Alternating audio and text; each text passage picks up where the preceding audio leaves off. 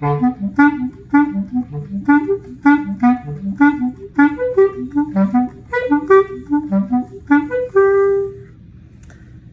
choros, I decided to do a little video again, a little instructional video, and I would like to talk about phrasing and about accents and just style-related ways of how to articulate a melody so it sounds choro or it sounds choro samba or like machiche, etc. And I was inspired to do so because of our piece Shege, that was the last choro. And yeah, I was thinking if you just, but I don't recommend, but if you just look at the sheet music and you don't really know any recordings, you will probably play it something like that.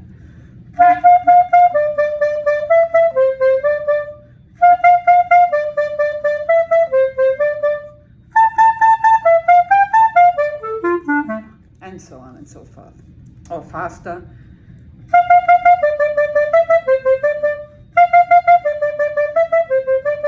So it's nice, but it's not choro, right? So why is it not, or what is missing that you really hear that distinct Brazilian flavor that the choro music has there? Well, a lot has to do with the accents. Also, I've noticed, because I first started to really playing it with a pretty short staccato, and I thought, no, nobody's playing it that short. It just sounds very bouncy because actually of the accents, but the individual notes are sort of played tenuto more than really short staccato. So it already sounds better if I would play that A section of Shege, something like that.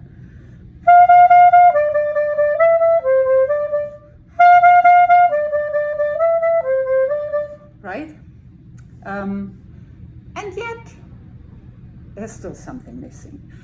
And what is missing, I mean, we know this piece is a machiche. So where are the accents in machiche? It's da ga da da ga ga ga ga da ga da da dum dum bum ba gang gang gang. So what is helpful, for example, is to get into these different styles, to just practice your scales with the accents in mind, you know? So machiche would be, sorry.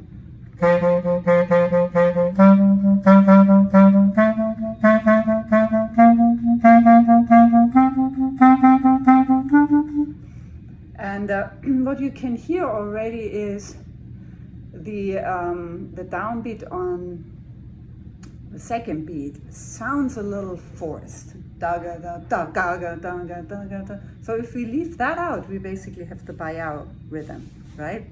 So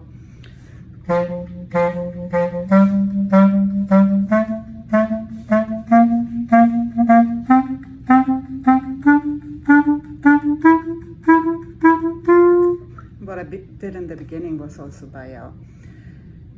So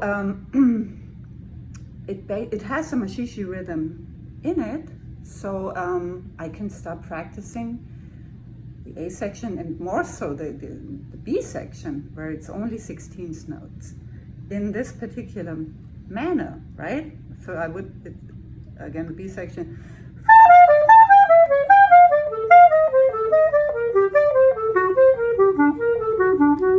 And so on. But if I include these accents, it really makes it already dance much more.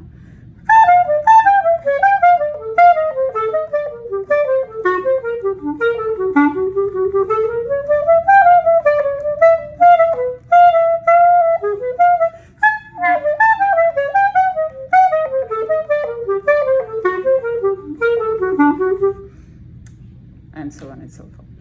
So that's already very helpful in terms of style. And then you have a lot of little ornaments that little trills that you can use. Also, the more you listen to the style, the more you hear where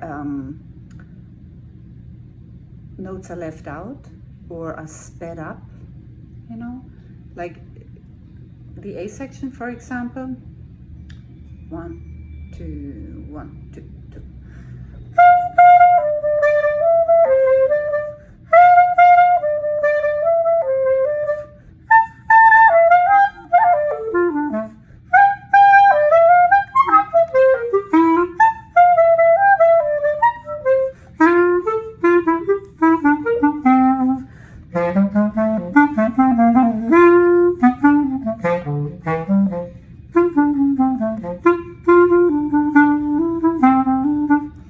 And you know, just play around with it, play around with each section individually until you get just a feel of what's possible, and it will feel right or wrong.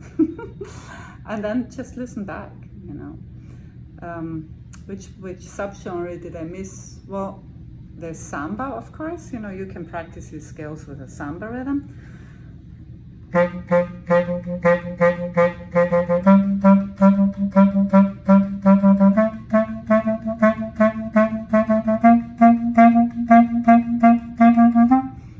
Or if you don't want to, you know, change notes more quickly, you know.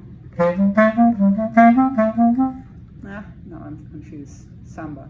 Let's do Bayao.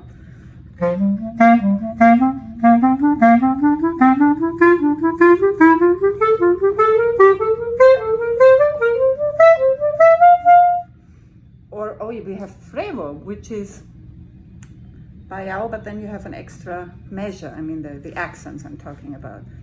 So if I play it slowly, it's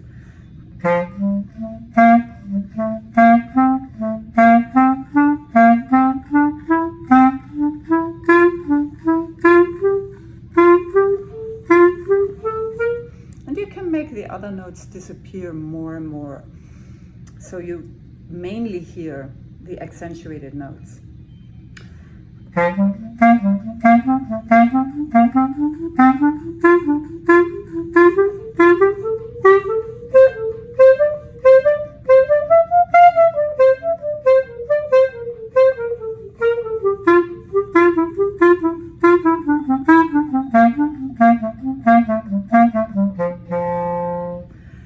And if you were in Port Townsend for the workshop this year, you already know what I'm talking about, because Alexandre Ribeiro, he's very big on that, and he gave us wonderful pieces of sheet music to study this. But you can also just do it yourself, be creative with it. I'm gonna put just the basic rhythms under files, and and play with these 16th notes phrases that you see very often in this wonderful music. Have a great day.